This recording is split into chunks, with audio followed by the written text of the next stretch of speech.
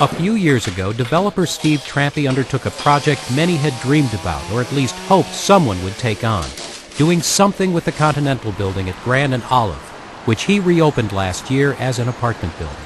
It had been empty for years but had remained a distinctive landmark, and that almost certainly saved it. It was just too interesting, too beautiful to be torn down. Credit for that can go to two men long since gone. One a famous architect, William Edgar, the other the man who hired him, Ed Mays. He had come to St. Louis from rural Arkansas to make and to lose his fortune, and to leave behind one remarkable building. This building, it would have to be unlike anything ever built in St. Louis. It would house his Grand National Bank, his Continental Life Insurance Company, and at the very top of it, he would build a penthouse where he and his family would live. And above the penthouse, he would put a beacon, and the light from that beacon would be seen from everywhere. It would be tall, of course, but that was not enough. It had to represent the man Ed Mays in the newest materials and designs of the age. Mays visited New York, where men such as he were changing the skyline. There he discovered a style that spoke to him, captured the way he saw the world, the way he saw himself. Today we call it Art Deco. Defining Art Deco is about as easy as defining Ed Mays. From the mid-1920s into the 40s, Art Deco embraced such a wide variety of styles and flavors that it's really easier to recognize it than it is to describe it. It is fair to say that Art Deco made a break with the past. It celebrated the modern, whatever that might be, and made no apologies for it. Art Deco designers could take almost anything, from a building to an everyday household item, and streamline it, electrify it, jazz it up, until it fit into the modern age. Art Deco architecture made buildings appear taller, brighter, sleeker, rising to the heavens and pointing to the future. Buildings that proclaimed to everyone that this was the 20th century.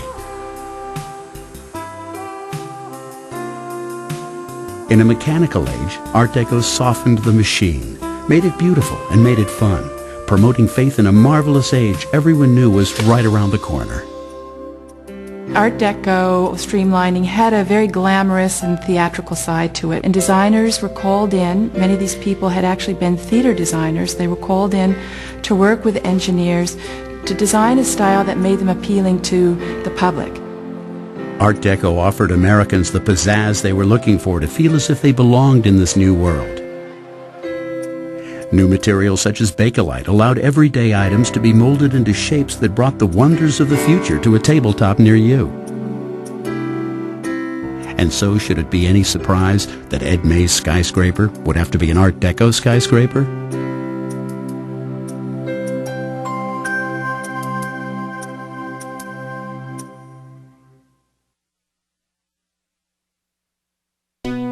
How is it possible to build something as massive as a 23-story building and make it appear so light and so delicate? The answer lies in the details of a design that succeeds at every point in drawing the eyes upward. Thin vertical ribs in the skin of the Continental Life building provide the illusion of height to a building that is not really that tall for a skyscraper. A setback at the 16th floor gives it a modern and streamlined look. At night, the beacon on the roof would shine in the white terracotta finish glow under the brilliance of electric lights. Illuminating buildings from the exterior and really, again, playing into the drama and the theatricality and emphasizing the verticality and the height of the buildings, almost disappearing into the night sky, was definitely a part of the whole drama and celebration of the new frontier. Days, it could be every bit as dramatic. The light terracotta has a way of reflecting the sunlight. So it catches the light and reflects it in a way that makes it extremely distinctive. And I think it's that causes people to recognize it and gets their attention. The presence of Ed Mays is on every floor, the devil in the details, the driving force behind the architect and builders. The original plans called for giant classical statues looking down from the upper floors. Mays ordered them changed to Continental soldiers, reflecting the name of his insurance company. Beside them, colonial women held their babies high above Olive Street, safe and secure at Continental Life. This would be a building St. Louis could not ignore. Ed May's skyscraper would be adorned with lightning bolts and Liberty Bells, cornucopia, fountains, and the earth itself. But how odd his choice of architects. William Butts Ittner, a man who had never built anything even closely resembling Ed May's vision of his Midtown Tower. That might also be one of the reasons for its charm. When an architect does his first building in a particular building type, often it will be the best one he ever built in that building type. And there's a reason for that. He knows that he doesn't know something, so he goes out and tries to find out about things. If you're going to make a mistake, I've always felt that it probably is better to make that mistake on the side of exuberance. In 1929, William Ittner was 65 years old and nationally recognized as the architect who redesigned the urban public school building, bringing light, fresh air, and elegance to what had been until then dreary red brick boxes. Ittner designed more than 50 schools in St. Louis in the first 2 decades of the century, and over 500 schools around the United States. His schools were revolutionary, but they were not tall, and they were not Deco.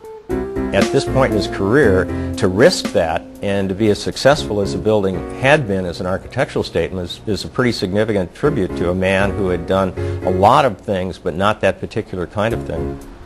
The collaboration between Ed Mays and William B. Ittner grew out of a strong mutual admiration. Ittner was the son of a prominent St. Louis family and old enough to be May's father. Both men were driven men, not afraid to take risks. Both achieved success early in their careers. Ittner was a board member and major investor in the Continental Life Insurance Company. Upon completion of the building, he would lease the entire 20th floor for his architectural firm.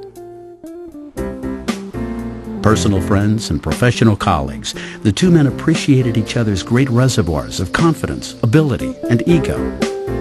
They came to embrace this project as a monument to their lives, their achievements, and their friendship.